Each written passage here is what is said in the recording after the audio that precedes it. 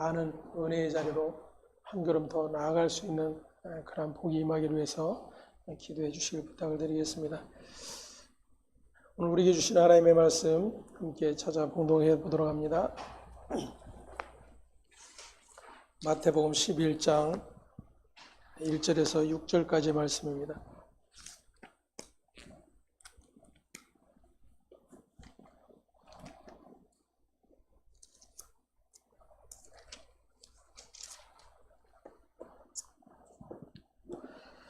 함께 봉독합니다. 예수께서 12 제자에게 명하시기를 마치시고 이에 그들의 여러 동네에서 가르치시며 전도하시려고 거기를 떠나가시니라. 요한이 옥에서 그리스도께서 하신 일을 듣고 제자들을 보내어 예수께 여짜오되 오실 그이가 당신이오니까 우리가 다른 일을 기다리오리까? 예수께서 대답하여 이르시되 너희가 가서 듣고 보는 것을 요한에게 알리되 맹인이 보며 못 걷는 사람이 걸으며 나병 환자가 깨끗함을 받으며 못 듣는 자가 들으며 죽은 자가 살아나며 가난한 자에게 복음이 전파된다 하라. 누구든지 나로 말미암아 실족하지 아니하는 자는 복이 있도다 하시니라. 아멘. 실족하지 않는 복이라는 제목으로 함께 말씀을 상고해 봅니다. 우리가 교회를 다니다 보면 시험이 들었다는 말들을 종종 듣기도 합니다. 그래서 시험이 들어서 교회를 안 나온다든지, 시험이 들어서 교회를 떠나 천주교회로 갔다든지, 아니면 이제 절에 다닌다든지, 그러한 이야기들을 듣기도 합니다. 목사 때문에 혹은 성도 간의 불화로 그런 일들이 생기기도 하죠. 그래서 실족하게 만들었다라고 생각들을 하기도 합니다.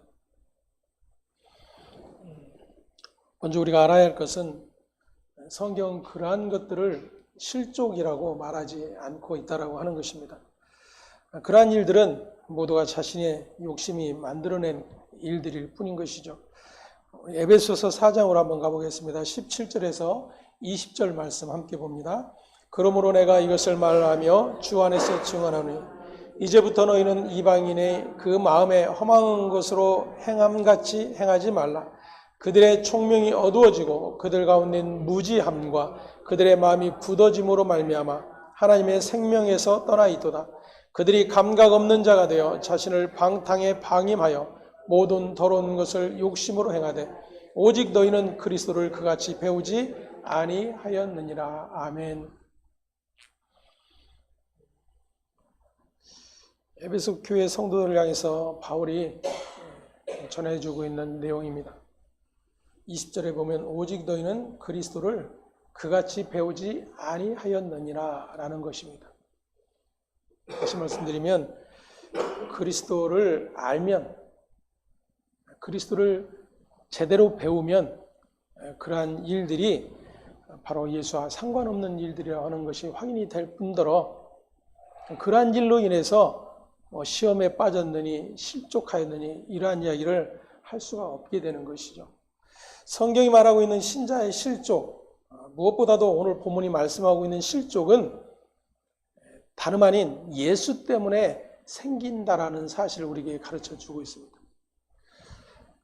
다시 말하면 성경에서 말하는 실족은 예수로 말미암아 생기는 실족이에요. 왜냐하면 모든 인생은 예수 때문에 실족하게 되어 있다라는 것을 오늘 본문을 통해서 우리에게 가르쳐 주고 있는 것입니다.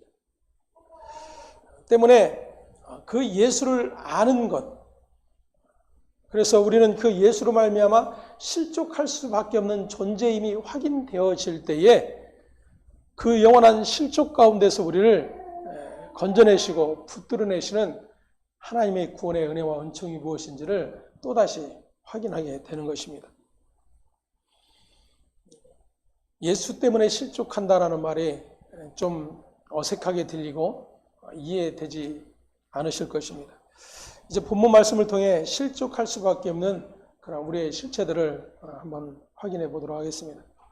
지난 시간에 예수님의 전도는 인간의 행복 그리고 평안 아니면 우리의 문제 해결을 통해 삶의 질을 높여주는 것이 아니라 십자가의 죽으심과 부활에 관한 것이라고 하는 것을 살펴보았습니다. 오늘 본문 1절에서도 동일하게 또다시 기록을 합니다. 함께 보겠습니다. 예수께서 12 제자에게 명하시기를 마치시고 이에 그들의 여러 동네에서 가르치시며 전도하시려고 거기를 떠나가시니라. 아멘. 예수님이 이 땅에 오신 목적은 전도였습니다. 그 전도가 담고 있는 내용은 하나님의 뜻을 이루시기 위한 십자가의 자리였어요. 그래서 예수님이 이 땅에 오셔서 마지막 십자가에 달려 죽으실 때까지 예수님이 계속해서 드러내시고 가르치셨던 것은 내가 십자가에 죽으러 왔다라는 거였어요. 이 같은 사실에 하나둘 모두가 넘어지게 됩니다. 그 예수의 말에 모두가 실족하여 예수를 떠나게 되고 예수를 버리게 되고 예수를 부인하는 일들이 일어나게 되었다 그 이야기. 때문에 예수님이 이 땅에 오신 목적, 그 목적을 한 번도 예수님은 바꾸거나 계획을 수정하거나 이것이 사람들이 원하는 것이 아니구나 라고 해서 새로운 어떤 방법들을 추구해 내신 적이 없어요. 예수님의 전도는 올곧 그 목적지 십자가를 향하여 가시는 것 외에는 없었어요. 예수님께서 가르치시며 전도하시려고 거기를 떠나가셨다라고 말씀하시죠. 예수님이 가르치셨던 것 역시도 마찬가지입니다. 이스라엘이 하나님의 구원의 백성이고 자신들만이 영원한 하나님 나라의 택한 백성이라고 여겼던 그 모든 믿음의 자리를 허물어내는 일들을 하셨어요. 그들이 믿는 믿음이 얼마나 허망하고 왜곡되고 하나님과 상관없는 것인지를 드러내셨어요. 그것이 예수의 가르치심이었습니다. 그리고 예수님의 전도는 내가 이제 너희들의 죄로 말미암아 십자가에 달려 죽게 될 것이다 라고 하는 것을 전하시는 일이었어요.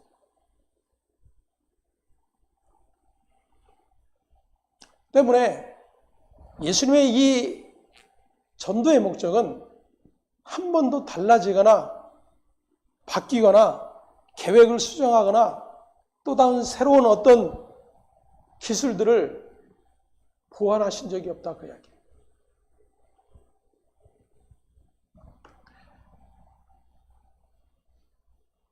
모두가 오히려 예수님이 행하신 그 길들을 계속 하십시오.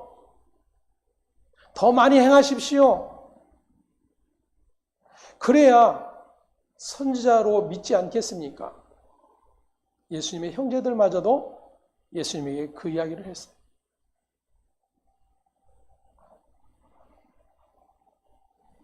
하지만 예수님은 선지자가 고향에서 환영받지 못함에 대해서 말씀하실 뿐이었습니다. 오늘 본문에 보면 예수님에게 세례를 베풀고 예수님을 향해서 세상 죄를 지고 가는 하나님의 어린 양이라고 외쳤던 세례자 요한이 감옥에서 갇혀 있는 그런 상태에 있었습니다. 그리고 감옥에서 자신의 제자들을 통해 예수님의 소식을 듣고 있었습니다. 그런데 그에게 예수님에 대한 의문이 생긴 것입니다. 그래서 자기 제자들을 예수님께 보내요. 당신이 정말 메시아가 맞는지 확인을 하고 있는 것이죠. 맞다라면, 당신이 메시아가 아니라면 계속해서 우리가 메시아를 기다려야 하는지 이것을 자신의 제자들을 보내어서 예수님께 확인을 하고 있는 거예요. 자, 지금 요한이 예수님에게 자기의 제자들을 보내서 이같이 확인을 하고 있다라고 하는 것은 지금 요한에게 예수가 메시아구나라는 확신이 없다라는 것입니다. 여러분 좀 이상하지 않습니까? 세례 요한이 예수님보다 6개월 먼저 사역을 시작했어요. 그리고 회개하라 선포하며 많은 이스라엘 백성들의 회개를 촉구하였습니다. 예수님이 바로 하나님이 보내신 자라고 하는 사실까지도 그는 이미 확인했던 자였습니다. 그런데 지금 그 확신과 그 믿음이 흔들리고 있다고 하는 것입니다.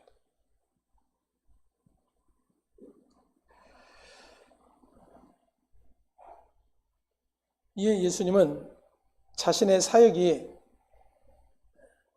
구약에 예언된 그리스도의 일이라고 말씀하시면서 누구든지 예수님 자신을 인하여 실족하지 않는 자가 복이 있다라고 말씀을 해 주셨습니다.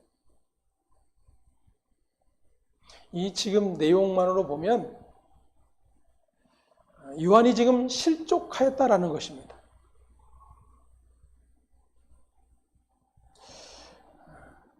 한 번도 우리는 이러한 요한의 실족에 대해서 생각을 해보지 않았을 것입니다. 예수님에게 세례를 베풀었던 자이고 성령이 그에게 바로 예수가 하나님이 보내신 하나님의 아들이라고 하는 사실을 가르쳐 주셨기 때문이에요. 구약의 마지막 선지자였습니다. 세례자 요한은. 이 요한에 대해서 예수님께서 친히 하신 말씀들이 있어요. 오늘 마태복음 11장 뒤에 나오는 10절의 말씀을 우리 함께 봉독해 보겠습니다. 기록된 바 보라 내가 내 사자를 내 앞에 보내노니 그가 내 길을 내 앞에 준비하리라 하신 것이 이 사람에 대한 말씀이니라. 아멘. 성경에 나와 있습니다. 본문 성경을 펴보시면 11장 10절에 기록이 되어 있어요.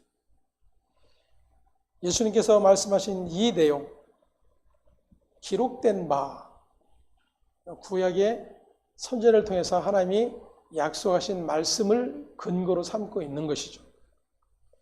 내가 내 사자를 내 앞에 보내노니 그가 내 길을 내 앞에 준비하리라 라고 약속되었던 이 말씀의 해당자가 바로 이 사람에 대한 말씀이라 라고 예수님이 말씀하셨어요. 곧 누구다? 세례자 요한이다 라는 거예요. 근데 이 말씀을 구약에 보면 말라기서에 기록이 되어 있습니다. 말라기 선지자를 통해서 하나님이 말씀하신 내용인데 3장 1절과 4장 5절의 말씀을 함께 봉독해 봅니다. 만군의 여호와가 이르노라 보라 내가 내 사자를 보내리니 그가 내 앞에서 길을 준비할 것이요 또 너희가 구하는 바 주가 갑자기 그의 성전에 임하시리니 곧 너희가 사모하는 바 언약의 사자가 임하실 것이라. 보라 여호와의 크고 두려운 날이 이르기 전에 내가 선지자 엘리야를 너희에게 보내리니. 아멘. 앞서 준비할 자 그리고 선지자 엘리야라고 지칭된 자가 바로 세례자 요한이라고 예수님께서 친히 말씀을 해주고 계시는 것입니다. 바로 세례 요한의 출생과 그의 사역이 다 예수 그리스도를 증거하는 역할이었다라는 것입니다. 그렇게 세례 요한이 예수님을 그리스도로 증거한 내용을 함께 먼저 살펴보도록 하겠습니다. 마태복음 3장에 보면 세례 요한이 회개하라 천국이 가까웠다라고 전파합니다. 그리고 이 선포 앞에 많은 사람들이 자기의 죄를 자복하고 요단강에서 세례를 받습니다. 이때 바리새인과 사두개인들이 자신에게 세례받으러 오는 것을 보고 독사의 자식들이라고 거침없이 책망하며 회개에 합당한 열매를 맺고 속으로 아브라함이 우리의 조상이라 여기지 말라라고 외쳤습니다. 그러면서 하나님은 돌들로도 아브라함의 자손이 되게 하실 수 있다라고 이야기를 합니다. 도끼가 나무 뿌리에 놓였으니 좋은 열매를 맺지 않으면 찍혀서 불에 던져질 것이라고 임박한 진노의 종말을 선포하고 있었습니다. 그렇게 세례 요한이 성령의 인도로 메시아가 오시면 심판과 구원이 동시에 일어날 것을 알고 있었기 때문에 그 같은 사실들을 선포하고 있었던 것입니다. 그렇게 구약의 모든 선지자들이 메시아가 오시게 되면 구원과 심판이 동시에 일어날 것으로 믿고 있었던 것입니다. 그런데 사람들이 이 세례자 요한을 메시아로 생각을 하기 시작합니다. 그리고 그에게 묻기도 하죠. 누가복음 3장 15절과 16절 말씀으로 가봅니다. 백성들이 바라고 기다림으로 모든 사람들이 요한을 혹 그리스도신가 심중에 생각하니 요한이 모든 사람에게 대답하여 이르되 나는 물론 너에게 세례를 베풀거니와 나보다 능력이 많으시니가 오시나니 나는 그의 신발끈을 풀기도 감당하지 못하겠노라. 그는 성령과 불로 너에게 세례를 베푸실 것이요. 아멘. 세례 요한은 단호하게 자신이 메시아가 아니다라고 말하면서 자기는 그분의 종의 역할도 감당하지 못하는 자라고 이야기를 합니다. 그러면서 메시아는 성령과 불로 너에게 세례를 베풀 것이다 라고 이야기를 해주죠. 성령의 세례는 구원이지만 불의 세례는 심판을 가리키는 것입니다. 그러니까 예수, 다시 말하는 메시아가 오시게 되면 구원과 심판이 일어나게 될 것임을 선언하고 있었던 거예요. 구약의 모든 선지자들이 그렇게 오실 메시아의 일을 심판과 구원의 일로 여기고 있었던 것입니다. 자기의 타작마당을 정하게 하시는 분, 그래서 타작은 알곡은 모아 곡간에드리고 쭉정이는 불에 태우듯이 메시아는 추수하려고 오신다라고 증거를 하고 있었던 것입니다. 그런데 이때에 예수님께서 요한에게 세례를 받기 위해 나아오셨습니다. 요한이 자신이 예수님에게 세례를 받아야 하는데 어떻게 자기에게 오느냐라고 이야기를 합니다. 이때 예수님은 이렇게 하는 것이 모든 의를 이루는 것이라고 이야기하시고 세례 요한이 예수님에게 세례를 베풀게 됩니다. 그리고 그때에 하늘이 열리고 하나님의 성령이 비둘기같이 내려 임하시고 하늘에서 음성이 들려 이는 내 사랑하는 아들이며 내 기뻐하는 자라고 음성이 들려진 것입니다. 이 같은 사실들을 직접 목격하고 증거했던 사람이 바로 세례자 요한입니다.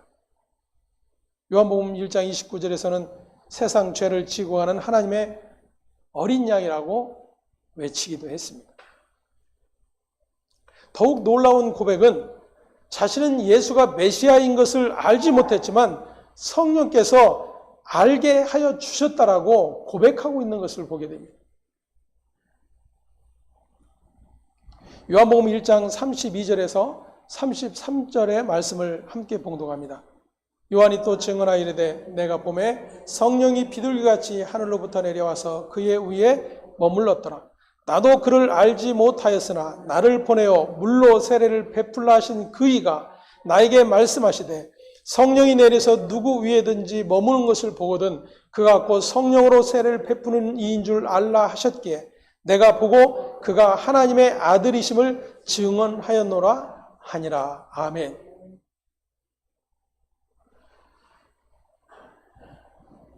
세례자 요한에게 있어서 예수가 메시아라고 하는 사실은 그가 이미 알고 있었던 구약의 모든 선지자들의 예언을 통한 것과 또한 자신에게 친히 성령께서 가르쳐 주셔서 자신에게 세례를 받는 그 예수가 하나님이 보내신 자 메시아라고 하는 사실을 분명하게 듣고 확인했던 자라는 것입니다. 여러분, 그런데 이러한 세례자 요한이, 선지자가 실족하였다라는 거예요. 누구 때문에 실족하였을까요? 자신을 지금 옥에 가둔 헤롯 왕 때문에 실족하였을까요? 자신이 그렇게 이스라엘에게 회개를 전하고 많은 사람들이 자신에게 몰려들었는데도 불구하고 자신이 잡혀가고 있는 것을 보고만 있는 그런 이스라엘 백성들 때문에 실망하여 실족하였을까요?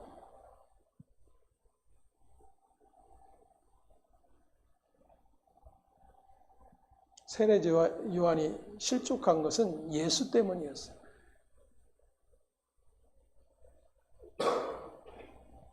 왜 그런가?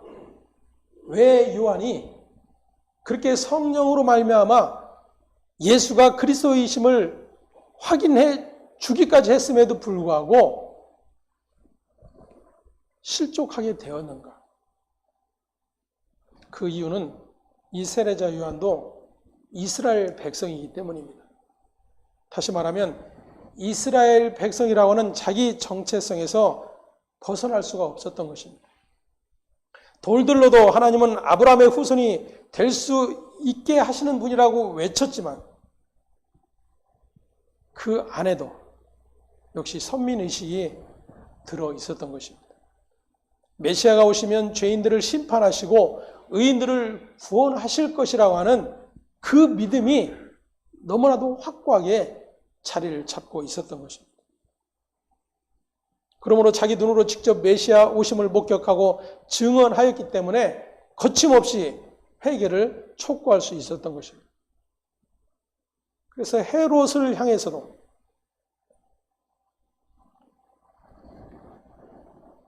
막강한 권력을 휘어잡고 있는 그 헤롯 왕의 잘못을 면전에서 책망하는 그러한 담대함을 보이고 있는 것입니다. 자기의 동생의 아내를 취한 일이 옳지 않다라고 헤롯 왕을 책망함으로 인해서 그가 지금 감옥에 갇혀 있는 거예요. 자, 이러한 일들이 이 세례자 요한에게는 전혀 문제가 되지 않는 거예요. 당당히 지금 하나님의 말씀을 외치고 이스라엘의 잘못을 외치고 심지어 왕을 향해서까지 회개를 촉구하는 그러한 담대함을 보이고 있어요. 그리고 그 일로 인해서 감옥에 갇혔지만 그것 때문에 세례자 요한이 마음이 힘들어하거나 괴로워하거나 고통스러워하고 있는 그러한 모습은 보이지 않습니다.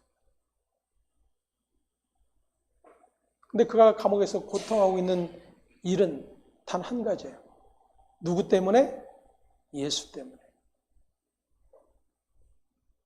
여러분, 이 일이 전혀 지금 어울리지 않을 것입니다.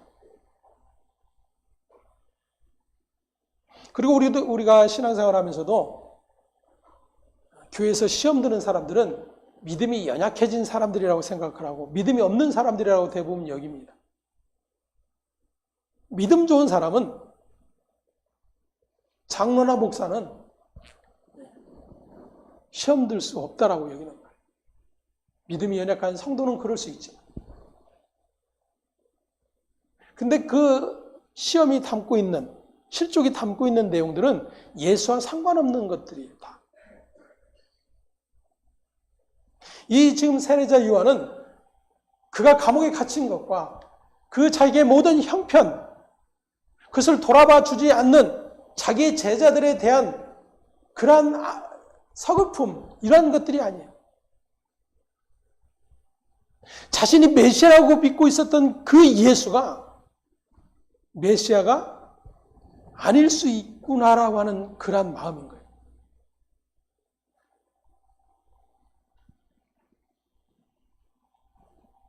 왜냐하면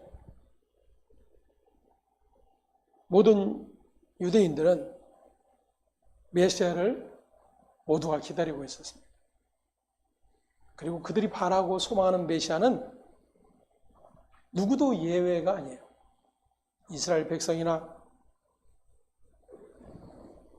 바리새인들이나 사두개인이나 아니면 오늘 심지어 회개를 선포하고 있었던 이 세례자 요한도 모두가 같은 메시아상을 가지고 있었다는 것입니다.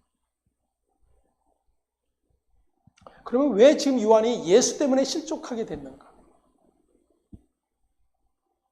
분명히 하나님의 구원이 선포되었어요. 선지자를 통해서 그렇게 가난한 자, 억눌린 자를 해방하기 위한 예수 그리스도의 오심, 병든 자를 고치고 눈먼 자의 눈을 뜨게 하고 안진뱅이를 일으키고 죽은 자를 살려내는 이 일들이 지금 눈앞에 펼쳐지고 있어요. 다른 사람은 몰라도 이 선지자의 눈엔 이 예수가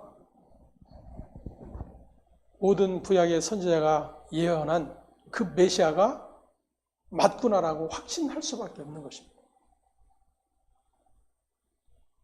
그렇게 구원의 일들이 일어나고 있는데 무엇이 지금 일어나지 않고 있어요? 심판이 일어나지 않고 있는 것입니다.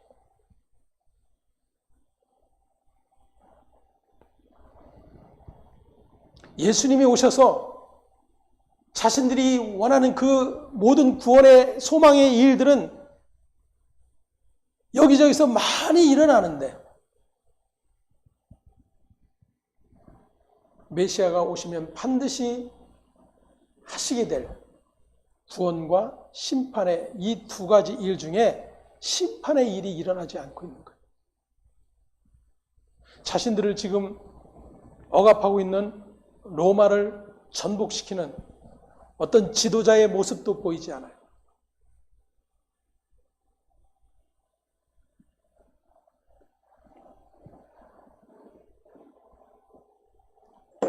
예수님께서 세례자 요한의 제자들에게 이렇게 얘기합니다. 너희가 요한에게 가서 너희가 보고 듣는 것을 말해 주어라.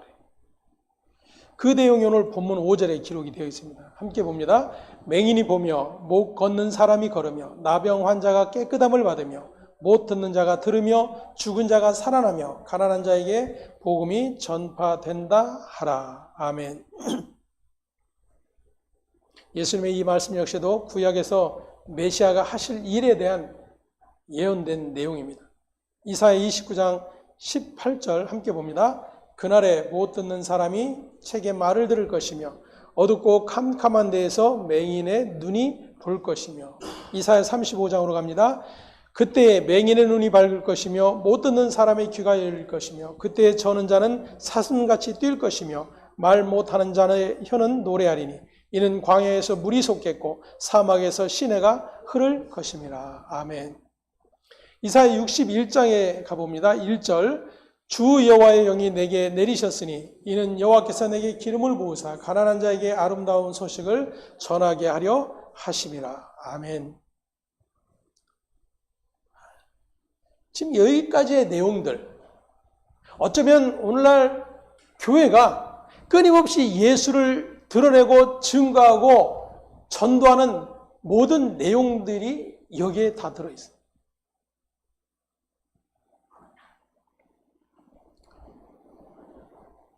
그렇게 기록된 말씀대로 예수님께서 지금 그리스도의 일을 하고 계신 것입니다. 이것을 세례 요한에게 전하라고 말씀을 하고 계시죠. 이사야 61장은 희년의 선포를 하시는 메시아의 사역에 대한 예언입니다. 다시 모든 것을 제자리로 돌려놓으시는 하나님의 은혜와 긍휼의 사건이 발생이 되는 그러한 희년을 선포하고 있어요. 근데 이 61장에 보면 희년의 일뿐만 아니라 하나님께서 신원하여 주시는 일도 기록이 되어 있어요. 다시 말하면 억울함을 풀어주시고 모든 고통의 문제를 해결해 주시는 그러한 일들을 가르쳐 주고 있는 것입니다. 다시 말하면 하나님의 백성들의 원수를 심판하시는 하나님의 심판을 약속을 해주고 계시는 거예요. 그래서 선지자들이나 이스라엘 백성들은 메시아의 오심의 사건이 구원과 심판이 동시에 일어나는 것으로 믿고 있었던 것입니다. 누가복음 4장으로 가보겠습니다. 16절에서 21절까지 함께 봅니다. 예수께서 그 자라나신 곳 나사렛에 이르사 안식일에 늘 하시던 대로 회당에 들어가사 성경을 읽으려고 서심해 선지자 이사야의 글을 들이거늘 책을 펴서 이렇게 기록된 데를 찾으시니 곧 주의 성령이 내게 임하셨으니 이는 가난한 자에게 복음을 전하게 하시려고 내게 기름을 부으시고 나를 보내사 포로된 자에게 자유를 눈먼 자에게 다시 보게 함을 전파하며 눌린 자를 자유롭게 하시고 주의 은혜의 해를 전파하게 하려 하심이라 하였더라. 책을 덮어 그 맡은 자에게 주시고 앉으시니 회당에 있는 자들이 다 주목하여 보더라. 이에 예수께서 그들에게 말씀하시되 이 글이 오늘 너희 귀에 응하였느니라 하시니. 아멘. 안식일에 회당에서 늘 하시던 대로 성경을 읽으시려고 서셨다 그랬어요. 그때 회당에 있던 그 성경을 맡은 자들이 두루마리 성경 중에서 이사야서를 들고 온 거예요. 근데 그때 예수님께서 그 이사야서의 두루마리 안에서 이렇게 기록된 내용을 읽어주십니다. 그리고 말씀하시기를 이 글이 오늘 너희 귀에 응하였느니라 이렇게 말씀하세요. 이 글이 오늘 너희 귀에 응하였다라는 말은 이 말씀이 곧 이루어졌다라는 거예요. 그 선자들이 약속했던 그 약속의 말씀이 바로 나였다라고 예수께서 친히 말씀하고 계셨던 것입니다. 그런데 사람들이 예수의 이 말을 믿지 않아요. 그가 전하는 내용을 듣고 놀라기는 하였지만 그들은 오히려 요셉의 아들이 아니냐, 오히려 비웃고 있었던 것을 볼 수가 있습니다. 그래서 예수님께서 선지자가 고향에서 환영을 받지 못한다라고 하는 말씀을 하시면서 한 예를 들어서 구약에 기록된 내용을 이야기를 하십니다. 그 내용은 이거예요. 엘리야 시대 때에 이스라엘에 수많은 과부가 있었지만 엘리야 선지자가 보냄을 받은 곳은 시돈의 사렙다 과부였고, 엘리사 시대 때에 이스라엘에 수많은 나환자가 있었지만 고침을 받은 자는 수리아 사람 나아만이라고 말씀을 하십니다. 예수님이 이 말씀을 하시자 사람들이 분노하여 예수를 죽이려고 합니다. 예수님께서 지금 엘리야와 엘리사처럼 과부요 나환자가 된 자들을 고쳐주시는 메시아의 역할을 하신다라고 하는 것을 그들은 믿지 못하고 있는 것입니다. 뿐만 아니라 유대인이 아닌 이방인들이 은혜를 입은 사건을 예로 드시는 예수님을 이스라엘의 메시아로 여길 수가 없는 것입니다. 그리고 오히려 그 예수를 죽이려고 하는 것이죠. 여러분, 하나님의 택한 백성, 선민이라고 여기는 그 이스라엘 백성들이 지금 누구 때문에 실족하고 있는가 하는 거예요.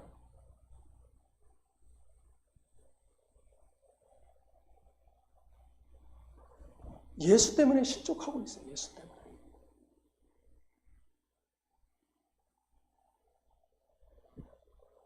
자기 백성의 예수님 자신이 그리스도가 되심을 말씀하실 때 실족하는 정도가 아니라 예수를 죽이려고 하고 있습니다.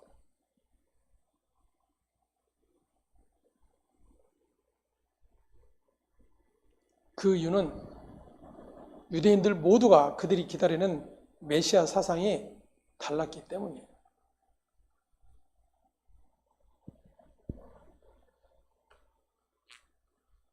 바리새인들이 기다리는 메시아, 사두개인들이 기다리는 메시아, 에세네파 사람들이 기다리는 메시아, 모두가 다들 자기 중심적인 메시아를 기다리고 있었기 때문입니다.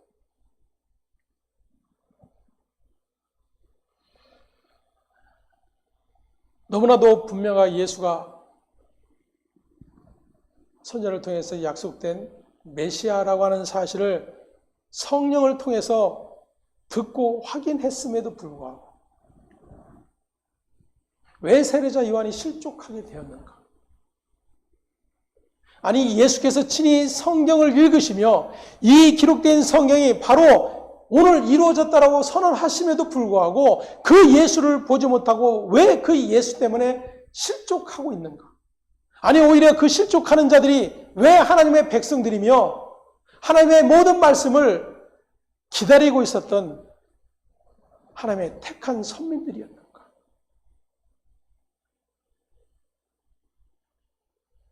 이 같은 사실들을 통해서 우리는 오늘 저와 여러분 역시도 예수 때문에 실족할 수밖에 없는 자들이라고 하는 사실이 확인이 되는 거예요.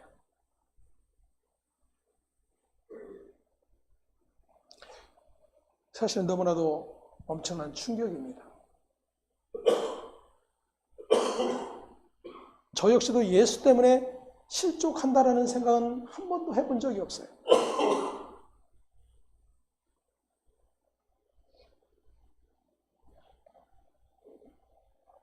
왜냐하면 도무지 연관 지을 수가 없었기 때문이죠. 누구도 예수 때문에 실족한다는 이야기를 들어본 적이 없어요.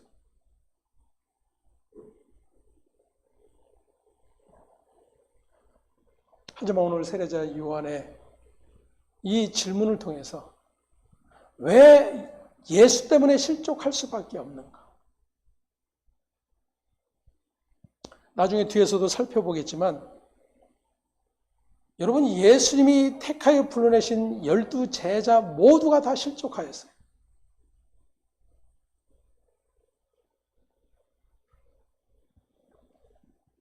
근데 아시는 것처럼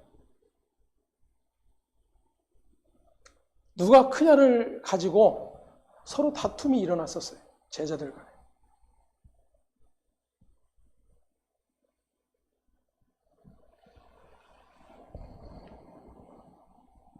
야고보와 요한, 그의 어머니를 통해서 예수님의 양팔이 되게 해달라고. 그 일로 인해서 또 제자들 간에 모두가 분노가 일어났습니다. 근데 여러분, 성경에 그러한 일로 인해서 서로 심히 다투고 헤어졌더라 라는 성경을 보지 못해요.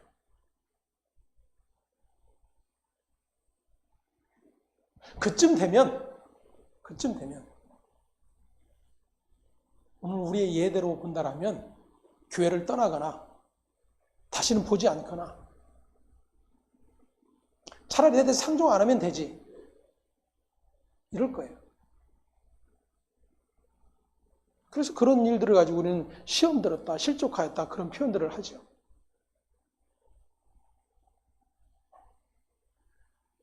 근데 그러한 일들이 있었음에도 불구하고 제자들은 한 번도 예수를 떠난 적이 없습니다.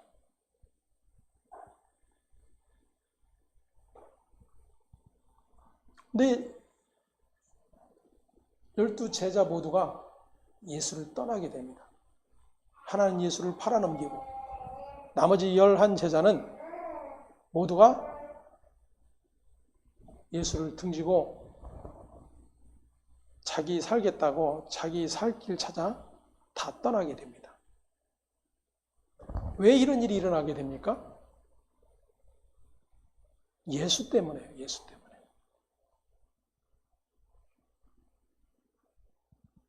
그걸 지금 실족 이렇게 이야기하는 거예요.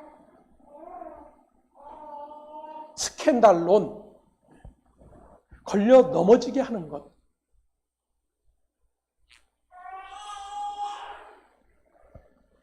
예수는 그렇게 걸려 넘어지게 하는 존재예요.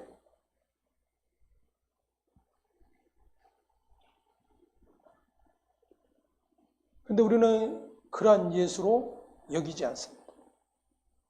왜 그럴까요? 유대인들이 그토록 바라고 기다렸던 메시아 상을 가지고 있기 때문입니다. 자신들을 행복하게 해주고 자신들의 기도를 들어주고 자신들의 문제를 해결해주고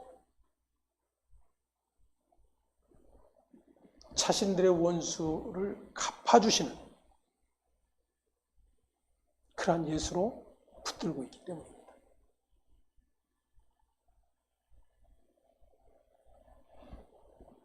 그런데 세례자 요한에게 심판의 예수가 보이지 않아요. 자신들이 믿고 있는 구원의 예수는 보이는데 심판의 예수가 보이지 않습니다. 다윗의 왕국을 이루는 예수, 모든 대적을 물리치고 자신들을 억압하는 로마를 물리치고 그 앞자에서 고통하고 있는 이스라엘 백성들을 구원의 자료로 이끌어내시는 그 심판의 일을 하고 계시잖아요. 결국 예수의 모든 제자들이 예수를 떠난 이유도 거기에 있었습니다.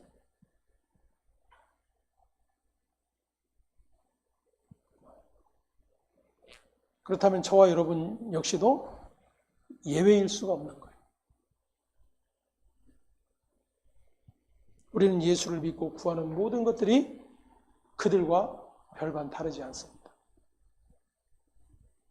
그래서 문제 생기면 기도해서 문제 해결해달라고 외치고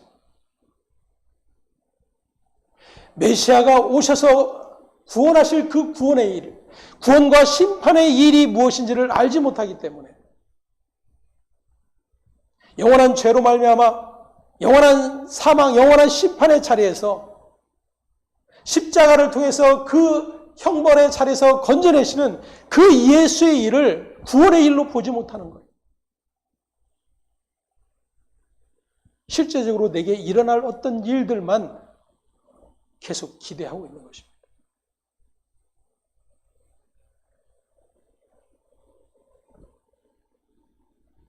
그러한 신앙적 관점, 믿음의 관점이 예수 때문에 실족하게 되는 거예요. 또 다른 방법을 찾아 구하고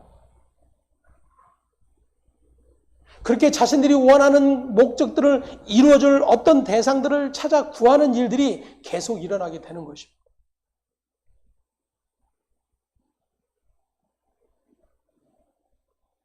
근데 그것을 자신이 실족함이라고 여기지 않는 거예요. 더 믿음의 자리를 찾는 일이고 더 확고한 하나님의 은혜의 자리를 사모하는 일이라고 여기게 되는 겁니다.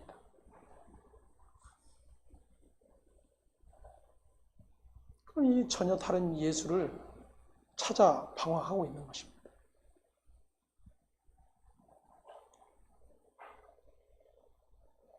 오늘 저와 여러분 역시도 각자가 믿고 있는 예수가 있을 것입니다.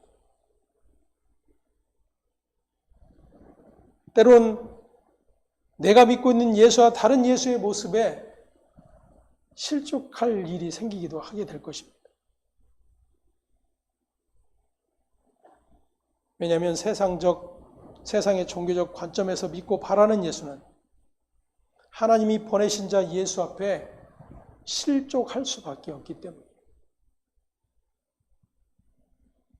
그래서 예수님이 하신 말씀이 이것입니다. 나를 따르려거든 자기를 부인하고. 왜 지금 예수 앞에 다 실족하게 되는가? 자기를 부인하지 않기 때문에. 내가 믿는 하나님은 달라. 내가 믿는 예수는 달라. 내가 믿는 메시아는 달라.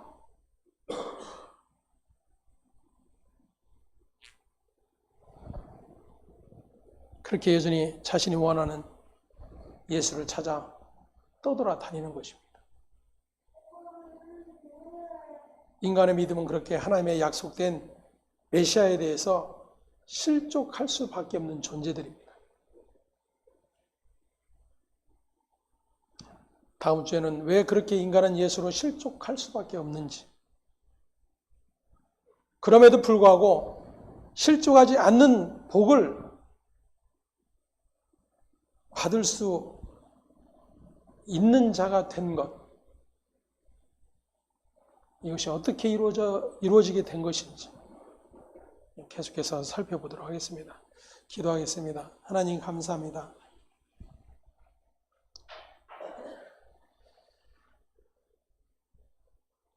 우리의 신앙생활에 있어서 가장 큰 걸림돌이 예수라고 하는 사실을 오늘도 다시 한번 확인하게 됩니다. 어쩌면 한 번도 생각해 보지도 않았고, 아니 오히려 말하는 것조차도 불경스러운 그러한 일이 될 수 있.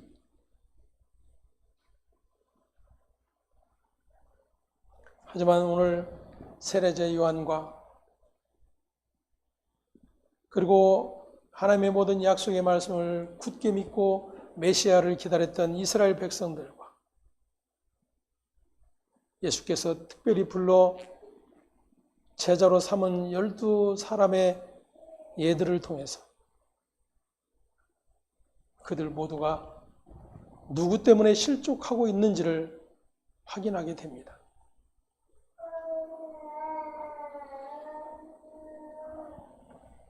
그렇게 오늘 우리의 모습 모두가 그들 안에 있음이 확인되지 않으면 우리는 여전히 허망한 예수를 붙들 수밖에 없고, 내가 믿는 예수를 향해서 내가 원하고 바라고 소망하는 모든 일들만 이루어지기를 기대하는 그러한 믿음의 길로 충만하게 될 것입니다. 결국 예수의 십자가 앞에서 자기를 부인함이 없는 모두가 예수를 등지고 떠나는 그러한 자들일 수밖에 없음을 또다시 확인하게 되오니, 하나님 오늘도 우리의 그러한 처절한 우리의 어리석음과 믿음 없음을 확인하게 하시고